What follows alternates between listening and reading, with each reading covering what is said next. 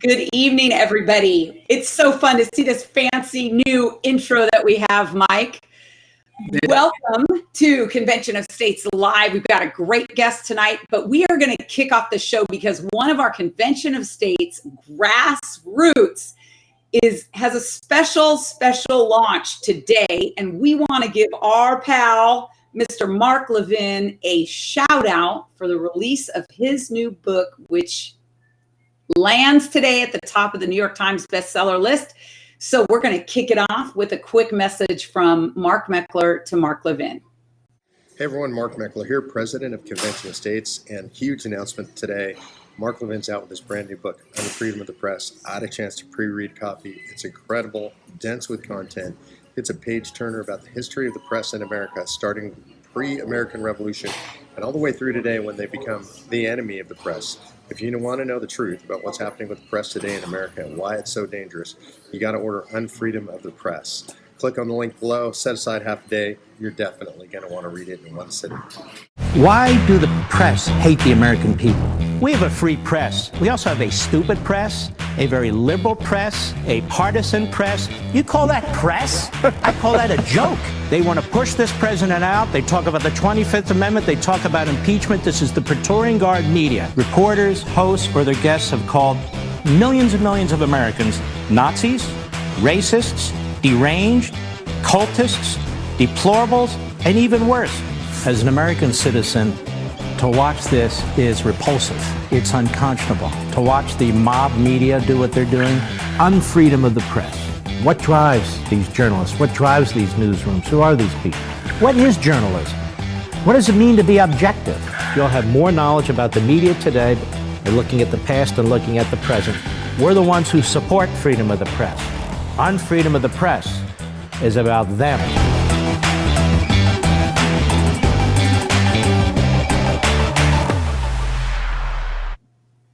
We love Mark Levin, all that he's done. He's one of our big grassroots warriors, and we appreciate him.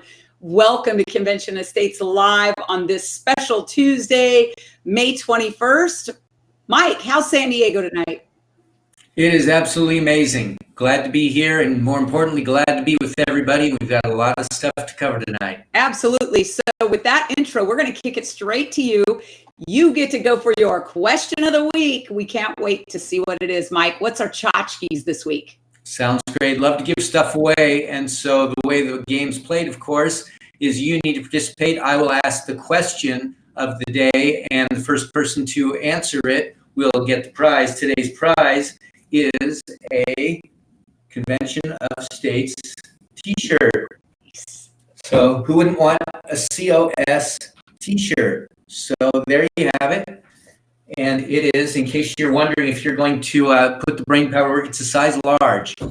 So unisex, size large, COS t-shirt given away today. And we're going to give it away today to the person that is going to be interacting with us by giving us the answer to my quiz question.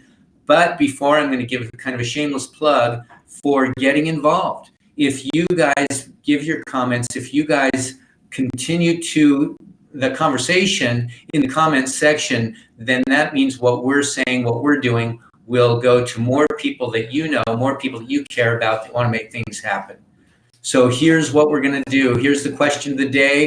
What New York Times best-selling book, when the Convention of States project was launched, helped to rise the Convention of States in popularity? What's the name of the book and who's the author? There's your question for the day, and ponder on that. Go ahead and pound your keyboard and see who we can get in there first. And now let's get over to the news. I can practically hear those keyboards, the fingertips on the keyboard right now. So really, we really wanted to start today. We've got Mark Levin on one hand, launching Unfreedom of the Press, and on the other hand, a new Gallup poll just came out this afternoon that says 4 in 10 Americans are willing to try socialism. They look at socialism as being favorable. It's very scary because when you contrast that with 1942, only 25% of Americans viewed socialism favorably. And Does there's that have something to do with how recently you've actually seen big examples of it? And the press doesn't show a whole lot of examples of socialism. If you knew what was going on in Venezuela and you really understood what was going on, if you understand the people that were starving and that didn't have much choice in their lives, then you too would understand a little bit more about it. But time has a way of healing all wounds. And when people aren't familiar, then they tend to repeat that history. Absolutely. That is a perfect example of Venezuela. That's the 21st century version of it. As we know, today's education system is failing millions, tens of millions of kids that are millennial and Generation Z. They are not telling the truth. And in the last century, 100 million humans on multiple continents died as a result of communism, socialism, fascism, and all those isms that result from a big centralized state government that must repress and keep the people down, right? So the question is, why does our education system, those in power, not want us to speak truth? Mike, why is it? Why do you think it is? They don't want, and I say they, meaning anybody who suppresses truth and doesn't want that opposite side, right? Socialism versus freedom. You and I were talking before the show. It's socialism versus self-governance. Why don't some people want us to educate our young people to have a conversation about what that is? The answer is pretty simple. It's really all about power. Mm-hmm. And socialism, the great secret of socialism is that it allows big government to make big decisions about what you do in your life. So if you believe in socialism, then you believe that the government can make better decisions about what to do with your money, how much food you should eat, how much medical care you should get, and other fundamental decisions about how you spend your life, who you work for, what you work for. In a socialistic environment, there's so many people that work for the government because they may as well, because the government's going to take all your money anyway.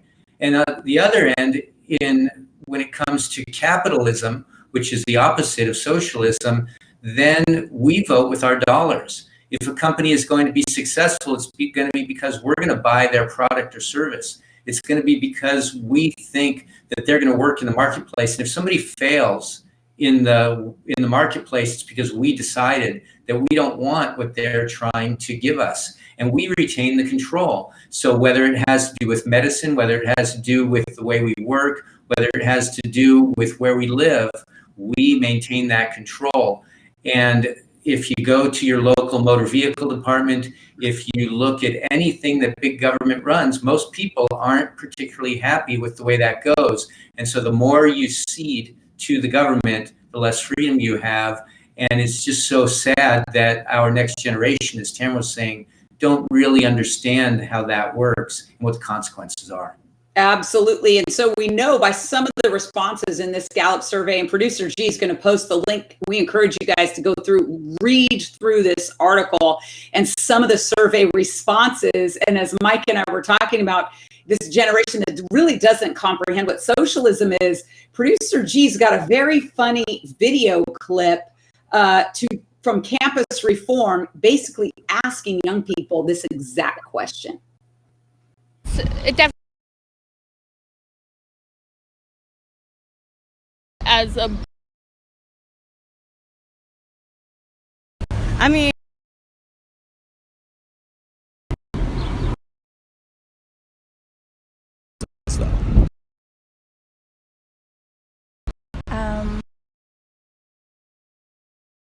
economic.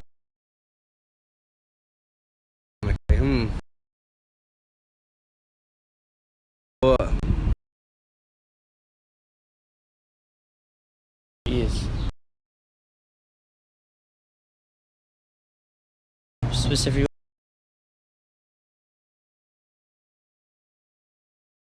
How would I?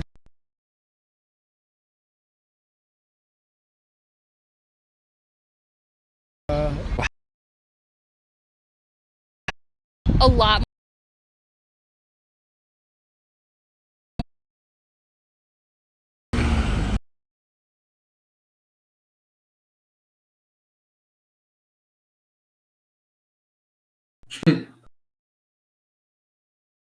Marxist the definition of socialism is a transitional social state between the overthrow of capitalism and the realization of communism.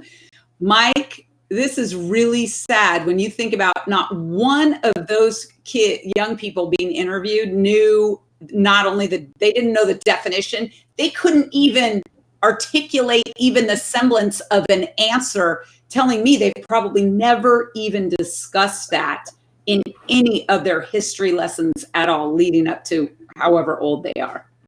It's really true. And so what we all have to do as citizens is, certainly for me, my 3 children understand what socialism is. They don't learn it in their public schooling, but they learn it from me.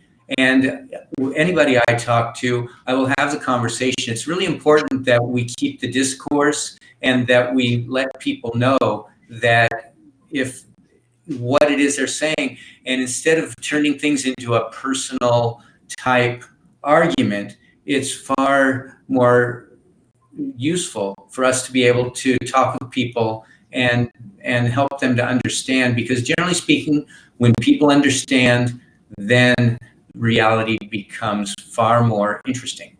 Absolutely. And we're going to contrast this Gallup poll. And producer Jill also posts a ScottRasmussen.com poll. And he did a survey that basically says 63% of Americans consider socialism a direct threat to America's founding ideals. So we still are less than 50% of Americans view socialism favorably. And as you'll see in the Gallup poll, they really don't even have a comprehension of what socialism is. Mike, thankfully, we're old enough to have lived through Ronald Reagan's presidency to really see that wall come down from those old communist states. I was there and have my piece of the Berlin Wall as it was coming down. What an incredible moment that was. Mike, share with us why Article 5 in the Convention of States movement is a de facto smash and blowing up the ideals of socialism and how we can stop that. To get to the core of socialism, it's really about who decides. Mm-hmm. And if you believe that the government can make better decisions about what to do with your life and your money, then socialism might be interesting to you, although in the marketplace that is proven to be very depressing economically, and it doesn't work. It has always led to collapse. And so with Convention of States, we're all about who decides. And what we're trying to do is take the power away from the federal government. And if you don't centralize that power, if the government loses its jurisdiction over the parts that the Constitution said the federal government shouldn't be involved in, because we can amend the Constitution to clear up the loopholes, to redefine what the Supreme Court may have not gotten right, then what we can do is we can bust the potential for socialism to take a foothold in what we're doing, because we have the ability to control our destinies. Absolutely. Awesome discussion. And we've got comments coming in from you guys, and we're going to get to some of those comments later. But Mike has to give the answer to this week's giveaway question. I'm seeing there's a lot of people that have got the answer, Mike. I don't know who was first. Well, according to producer G, I know who's first, because the winner to our quiz today is the wonderful Sharon Carell from Texas. Yay. And there's many of you, it's not just Tamara and I that know Sharon. And she knew that the book we're talking about is The Liberty Amendments by Mark Levin. I don't know if he's a 5-time New York Times best-selling author before Unfreedom of the Press or not, because it is now a bestseller on Amazon. It's not a category bestseller. It's the best-selling single book that's going off the shelves right now, and it's been going that way even before it was on sale in the pre-sales. And that's a tremendous boon for us. And the thing, to give you an idea of what his books can do, some people call it providential, some people call it a coincidence that within 2 weeks of the launch of the Convention of States project back in August of 2013 was the release, unbeknownst to us, of Mark Levin's book at that time, The Liberty Amendments. If you haven't read the Liberty Amendments, piggyback that on your order on Amazon right now with Unfreedom of the Press, because you'll understand just the first chapter of the Liberty Amendments will give you the rationale for what it is we're doing in Mark Levin terms. So Karen will send that t-shirt out to you, and appreciate you being here every week. Absolutely. Well, we're excited because we have a really great guest who's just gonna he's gonna put all those young people you just saw in that video, that video clip from producer G.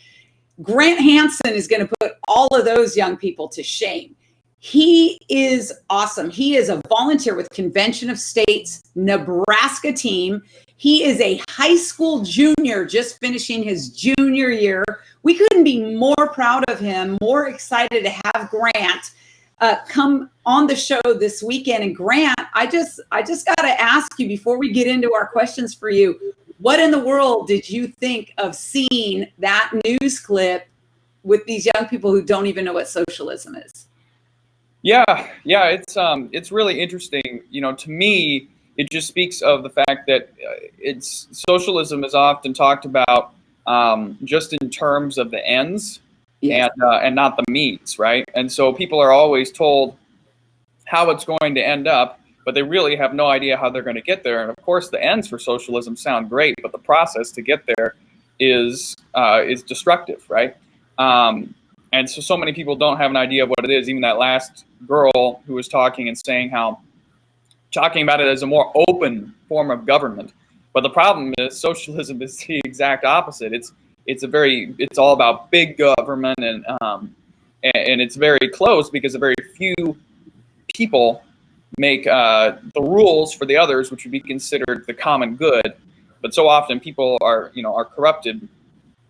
And, that's where, Convention of States comes in. It's one of the three, big points is shutting down or shrinking the federal government, which is huge for socialism. And I mean, just simply put, to quote Winston Churchill, it's not going to work because there are only two places that socialism will ever work: in heaven, where it's not needed, and hell, where it's already in practice. And so, that's just my general reaction from that video. I hope there's some college administrators watching this and you're going to be offered all kinds of scholarships next year. Thank you for that. Coming on that now, we want to know, what is it that attracted you to Convention of States and to start volunteering with us?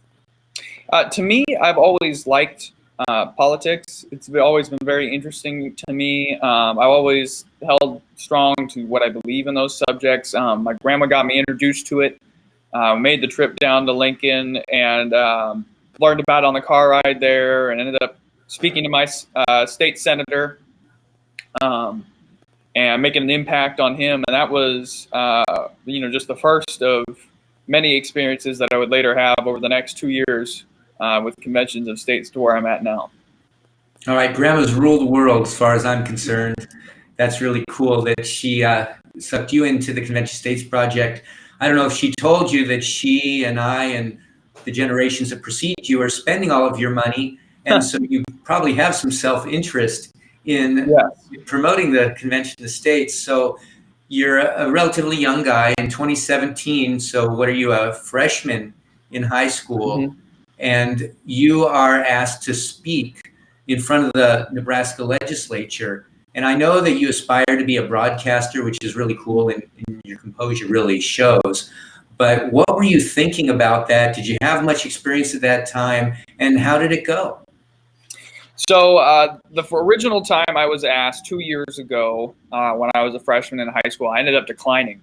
And I did that because at the time I had just learned about it in the car, and I didn't want to say anything to misrepresent it. I was good with talking to Senator Wayne in his office. But I didn't want to get caught in something when I was talking to the panel. 2 years later, after talking and educating myself a little bit more on the subject, I was much more ready to do it. I went and, I wrote out some testimony and was able to provide the full written testimony and share some highlights in those 2.5 minutes. But it was a great experience and a great way for me to challenge myself. And and grow. So it was really fun. Mm-hmm. So Grant, what do you think it is? You know, you are kind of living this high school education experience right now. What is it about what you're learning or not learning in history classes in American high schools today? What do you think it is that these young people are so drawn to some of their propositions, socialism, that 4 out of 10 young people are willing to just say, I don't even know what it is, but I'm willing to try it? Sounds a little crazy. Well, yeah, I mean, it just goes back to what I said a little bit earlier. I mean, people know the ends, and the ends are great. The ends are free stuff, and who doesn't like free stuff, right? The problem is free stuff doesn't exist, right? It's going to come at a cost to somebody.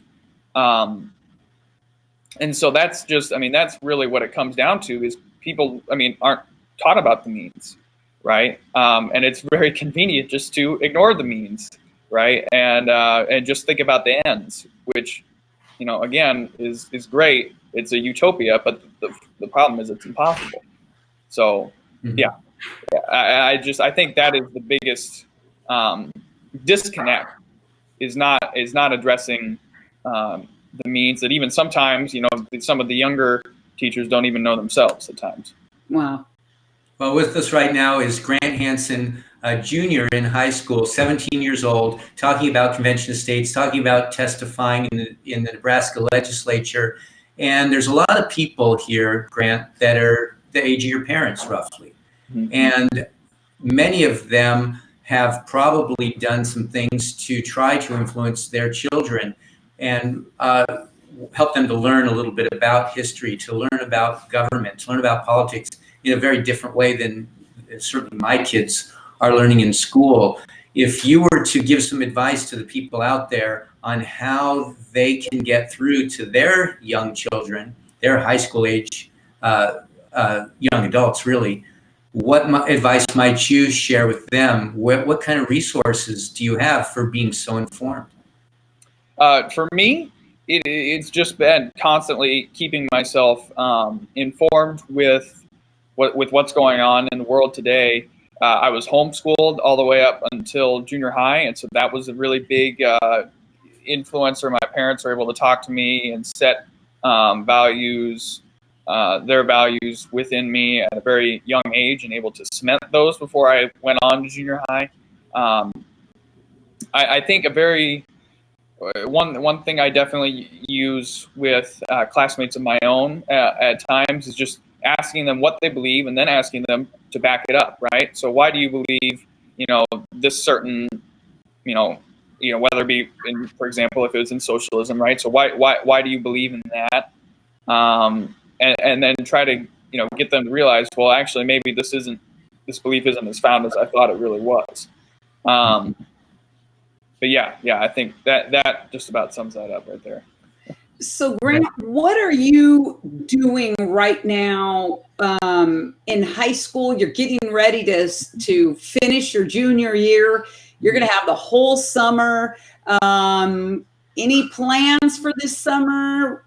We touched on the fact we'd love for you to share what your future plans are. Mm-hmm. So again, any college recruiter might want to see this, and kind of share with us what your goals are. For me, I'm into radio broadcasting. I've been into sports broadcast. I started when I was 11. I'm here at a local smaller station in Omaha, working with a friend of mine. And so that's definitely where I would like to go, whether it's on the sports side of things or political work. Either way, it's going to be great for me. I've started a play-by-play program at my school this year. Really blessed with an administration that was willing to give me the reins for that. Do you want to give a shout out to that principal that allowed you to do that? Yeah, Mr. Green, Mr. Wemhoff, the athletic director, Dr. Johnson, the superintendent at Fort Calhoun Schools. Thank you guys so much for that. But that's what I'm going to continue to do this summer, working on some Legion Post, doing some Legion baseball for the American Legion Post here in my small town in Nebraska. So maybe doing some summer league basketball as well. Definitely going to keep busy with the radio this summer. Okay, super important question. Who's your favorite baseball team? It's got to be the Royals for me. Got to stay local here, and just about 3 hours away in Kansas City, Missouri. All right, that's great. Royals have been a strong team.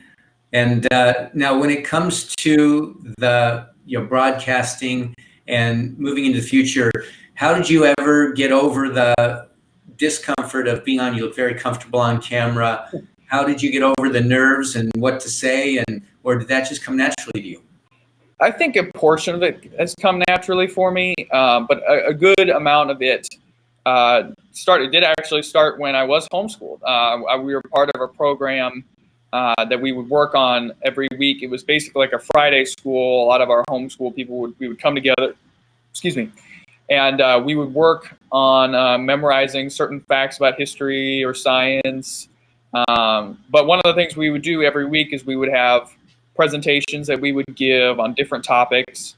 And some students were allowed to use note cards, but my mom did not allow me to use note cards at any point. Good. And I think that was a part of it there, and getting that experience weekly to help to get me to where I am now. And I certainly wouldn't say when I started when I was 11 I was at this point, but 6 years of work and you get a lot of growth out of that. So I want to ask one quick question before Mike gets the last question here, because it kind of triggered me thinking about this. Are there any pointers you would like to share with our viewing audience that really helped you when you provided testimony for the Convention of States hearing in Nebraska? Yeah, of course. So for me, I think the biggest thing you can do is really just speak from the heart.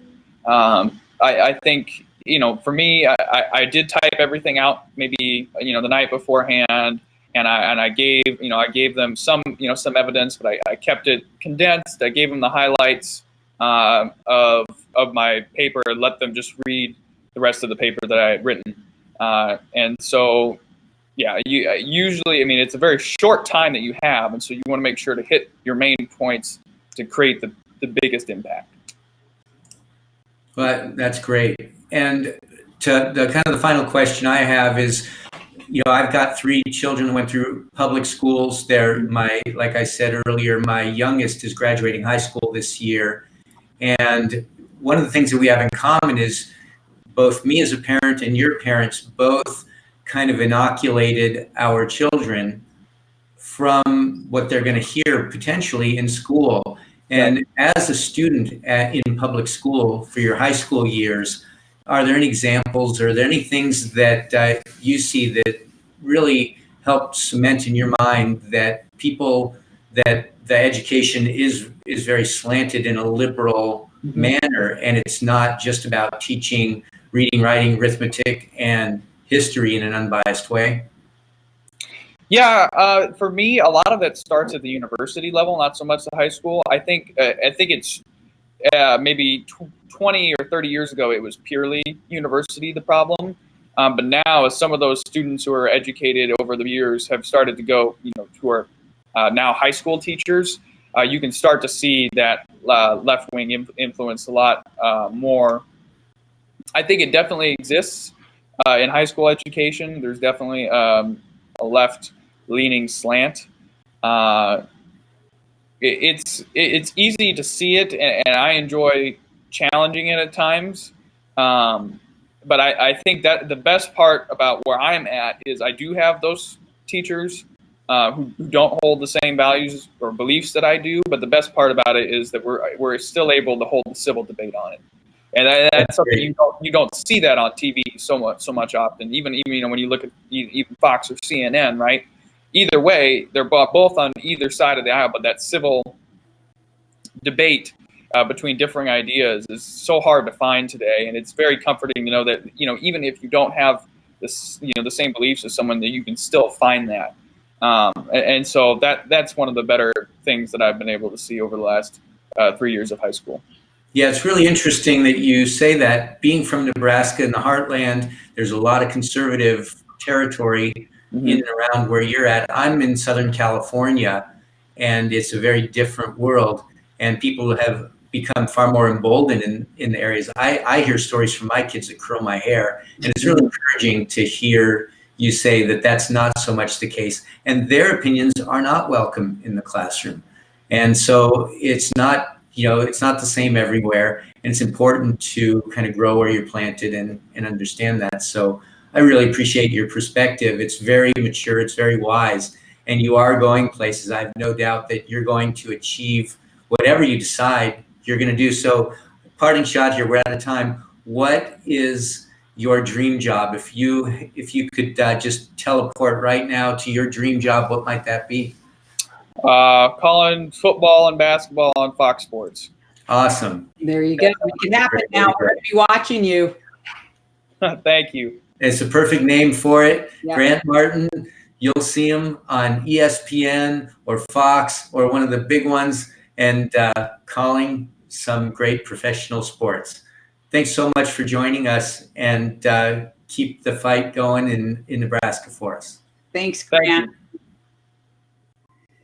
Well, you guys, we want to share with you some of Grant's testimony. So before we get to that next, our Mike and I, before we transition off and bid you adieu, we thought it was really important for you to see just how amazing Grant Hansen really is in his testimony this year that he provided to the Nebraska legislature. Producer G, you want to roll that tape? The most of the three things that are on this resolution, the most concerning to me, of course, is the national debt. Nearly $22 trillion. It has grown about $16.2 trillion since my year of birth. And during that time, there have been 3 United States presidents, 2 of whom have been Republicans. Not only during that time have different presidents been in office of different parties, but there have been countless shifts in both the Senate and the House of Representatives. Really, nobody at this point seems to care. The most concerning thing to me is that when that bill comes due, and of course it will, the weight of a collapsing economy will crush just about every livelihood in the American, every American citizen, and it will not discriminate by Republican, Democrat, white, black, Latino, or race in any way. In fact, the only way it possibly will discriminate is against people of the younger generations, as they will have to deal with the consequences of that longer, and thus it is one of the more alarming things to me. The second most important thing to me on this bill is shrinking of the federal government. Again, I will not spend too much time on this as my time is running short, but today I hold up as an example the work of our current president. The current administration has removed nearly 600 government regulations through his 2-for-1 policy. And it's really, with the exception of the stock market shakeup in December, contributed to some of the greatest economic numbers in my short lifetime. And that is really for every American citizen. The economy has the lowest unemployment numbers for African Americans ever and women in the last 60 years. And just today, job reports, as I'm sure you've seen, have come out saying 304,000 new jobs as compared to the 170,000 expected by MSNBC, shrugging off the government shutdown. Keeping government out of the economy is great for the farmers and small business owners of Nebraska. Just like economic collapse, economic prosperity does not discriminate, and in fact, it is going to be greater for those of the younger generation.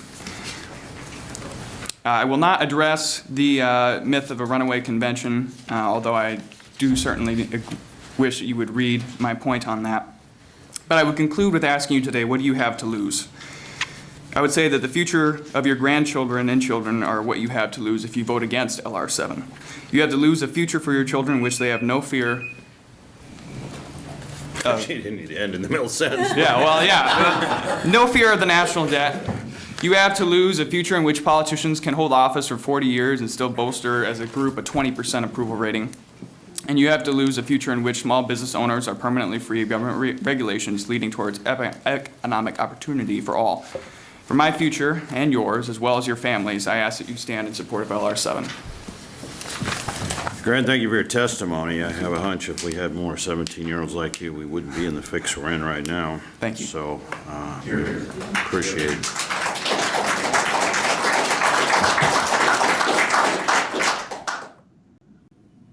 Wow, that literally brings tears to my eyes as a mom of 3 boys, twin 13-year-olds, Mike. I mean, to see Grant with such poise just really, can make you proud.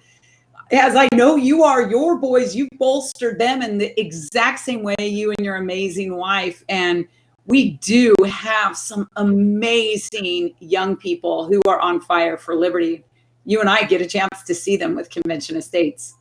Yep. Some people say there's no more founding fathers anymore, that's a generation long gone. But I would say in every generation, the people that are watching right now, the older folks, the middle-aged folks, the younger folks, even the ones that aren't ready to vote, there's still people within that generation. And our founding fathers were very unique in their time and very special people, and they still exist today. And so I want to encourage you out there watching right now that you're not wasting your time by educating yourself. You're not wasting your time by being active and reaching out to make sure our legislators know that they're accountable to us and to educate other people to do the same thing. So thank you from the bottom of my heart for being here to see this. It's so encouraging to see people like what we saw in Grant Hansen. And it's encouraging to see every single one of you reach out and do what you can and feel you should in order to save our nation for generations to come. You really nailed it, Mike. And I just hope we get a chance to meet Grant Hansen this summer at the Convention of States Grassroots Summit, because it will be a treat seeing many of our millennials, many of our Generation Z volunteers from, dozens of states who are canvassing neighborhoods, door knocking, participating at gun shows and rallies and providing testimony. And again, what I love about Convention of States, and you can go there right now, conventionofstates.com, and sign up, is that Convention of States gives you a voice. We provide training and we help you learn how to get active, enact your civic duty right where you're at. And I just love that about Convention of States, because we have the tools to help you grow as a citizen in this great country. It's very awesome. And when Tamara says to go to conventionofstates.com and sign up, what we have put together, we're using the power of technology to leverage what you think and get it right into the eyeballs of the legislators that represent you in your state. All you do is go to conventionofstates.com. You'll read and sign the petition that will explain exactly what we're trying to do. And when you hit submit, you include your name and your address. And we use technology in order to figure out, based on where you live, who your representatives are. And then we will email your petition right to your representatives, your senator, your representative or delegate or whatever it's called in your state. And then they'll know that you are a supporter of Convention of States. It doesn't take much time. And many of the people that are here today are people that showed up for Tea Party rallies, that showed up because they were throwing things at their television when they heard the news, and they didn't want to just sit there and get mad. They wanted to do something. And people who are tired of political parties in general, realizing that neither side of the aisle wants to change the status quo, Mike. So they kind of find a home at Convention of States with like-minded people who actually like their neighbor, love their country, and want to be able to make this country work for all citizens. And that it's really a fun opportunity for Mike and I, because from a national level, we get to work with so many of you. And as I see names on the screen going by, it's really fun, because I've had a privilege of interacting with so many of you that I see on the phone or in your state. And hopefully we'll get a chance, Mike, to meet you guys in person this summer at our Grassroots Summit. That's right. You don't want to miss the Grassroots Summit. If you don't know what it is, just go to conventionofstates.com. And if you haven't signed the petition, that's your first step. If you have, then you'll be able to go right to our summit webpage, conventionofstates.com/summit, and you can find out a little bit more about that. And the other thing I want to tell you is we're an organization about action. There's a lot of things that are happening. We have people that are constantly calling their legislators to let them know that they're still out here, There's people that are writing letters. There's people that are coming to our annual summit once a year, but we also have events going locally everywhere. If you sign into your conventionofstates.com webpage, you can find out what's going on in South Carolina on Memorial Day. On Sunday, Colonel Alan West is going to be there. So sign in and find out the details of that. And also, if you want to continue to learn, because that's the foundation of all activism, is understanding what you're doing, don't miss Sunday. Because Sunday at 8 p.m. Eastern, 5 p.m. Pacific, Mark Meckler, the founder of the Convention of States Project, he will be doing his battle cry. And you don't want to miss the battle cry, because if you've never heard Mark Meckler speak, you'll learn, you'll be inspired, and you'll find out how you'll be able to take that message to the masses in order to bring us through 3, 4, 5, and up to ultimately 25, 30 million people that are all supporting the Convention of States Project. Tam, I'm afraid we're out of time. We are out of time. We've gone the extra mile. So thanks to all of you. We've got over, I think, 650 comments, Mike. Wow. Great day of discussion and conversation. Thanks to Grant Hansen. Thanks to you. Thanks to producer G, that nobody ever gets to see because he's always behind all of these cool technology gadgets, helping us get the word out to all of you. And of course, please go out, get Mark Levin's new book on freedom of the press. Mark Levin, we love you. We are so proud to have you as one of our biggest grassroots members, and we wish you all the best. Thanks, everybody. Thanks for being here, everybody. God bless you.